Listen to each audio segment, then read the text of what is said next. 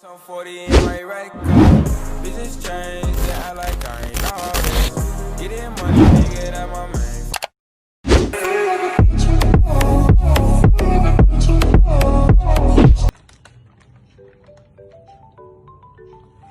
Oh, udah mulai ya? Assalamualaikum warahmatullahi wabarakatuh. Halo semuanya. Nama saya Iva Adila Putri Haryadi dari kelas 12 USA. Nah, hari ini saya membaca sebuah koran loh. Kalian tahu nggak? Ada salah satu materi dalam pelajaran bahasa Indonesia yang bersangkut paut dengan sebuah koran atau media massa. Kira-kira tahu nggak apa?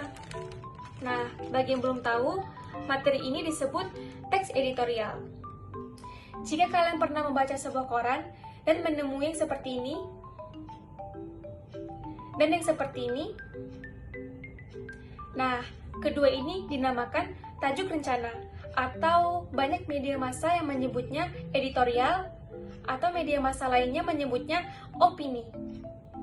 Jika kalian adalah orang yang jarang membaca koran untuk mencari berita, mungkin kalian pernah deh lihat video yang seperti ini.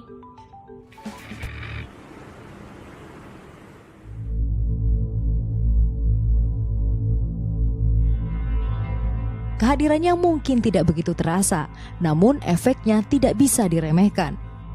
Lalu, seberapa buruk sebenarnya kualitas udara di Jakarta?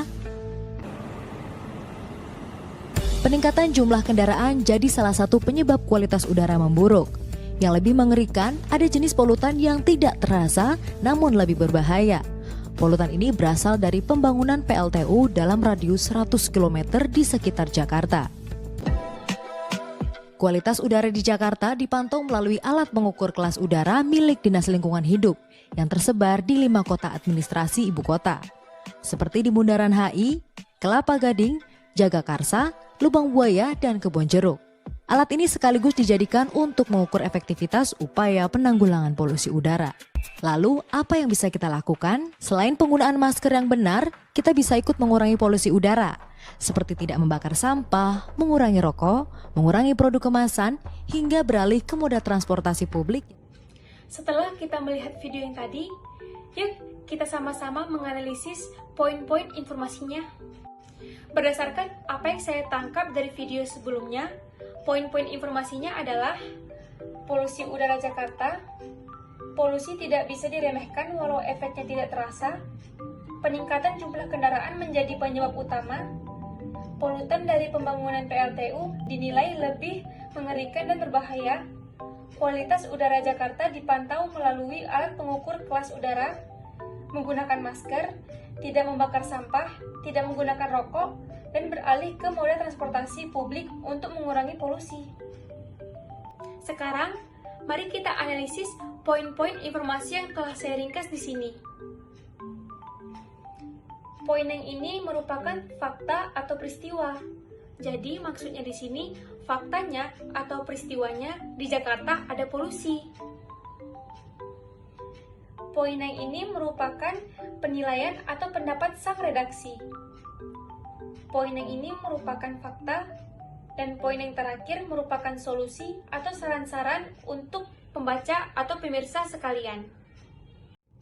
Jika kita perhatikan, isi dari video tersebut adalah fakta atau peristiwa, penilaian atau pendapat, fakta, dan solusi atau saran-saran. Perlu kalian ketahui bahwa hal seperti tadi tidak hanya ada pada video saja, namun pada sebuah koran atau media massa, secara garis besar isinya sama seperti ini.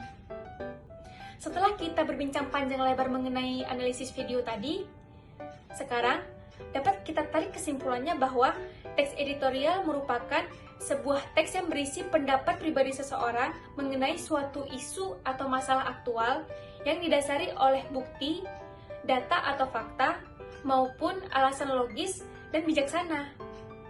Tujuan dari teks editorial ini adalah mengajak para pembaca untuk ikut berpikir di dalam suatu masalah yang sedang hangat diperbincangkan di masyarakat, dan memberikan sebuah pandangan berdasarkan fakta kepada para pembaca terhadap isu tersebut.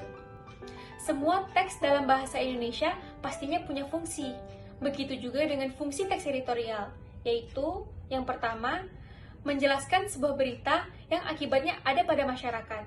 Yang kedua, mengisi latar belakang dari berita yang berhubungan dengan kenyataan sosial.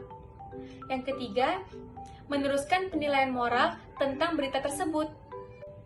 Mungkin beberapa dari kalian masih pada bingung. Loh, gimana caranya biar kita tahu kalau itu adalah teks editorial? Nah, ciri-ciri dari teks editorial adalah yang pertama, temanya selalu up to date atau terkini. Yang kedua, bersifat argumentasi. Yang ketiga, bersifat sistematis dan logis.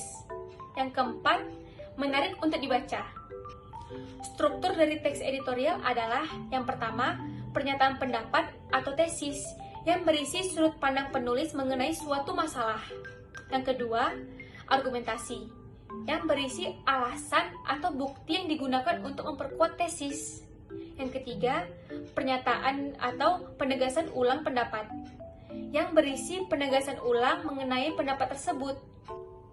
Kaidah kebahasaan dalam teks editorial yang pertama adalah adverbia atau kata keterangan untuk meyakini pembaca terhadap teks tersebut.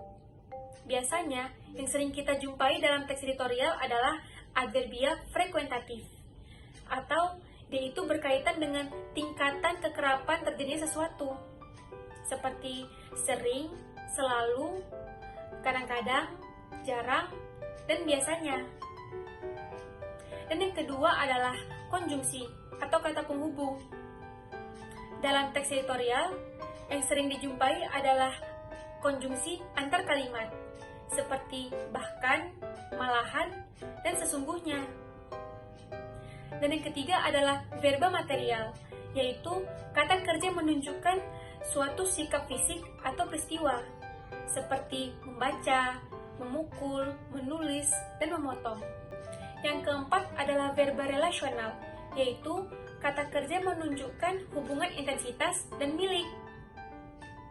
Yang terakhir adalah verba mental, yaitu kata kerja menerangkan persepsi, afeksi, dan kognitif berpikir, seperti melihat, merasa, berpikir, khawatir, suka, dan mengerti. Nah, itu dia tadi penjelasan dari saya mengenai teks editorial. Bagaimana? Sudah paham? Baiklah, sekian dari saya. Tetap jaga kesehatan, tetap stay at home.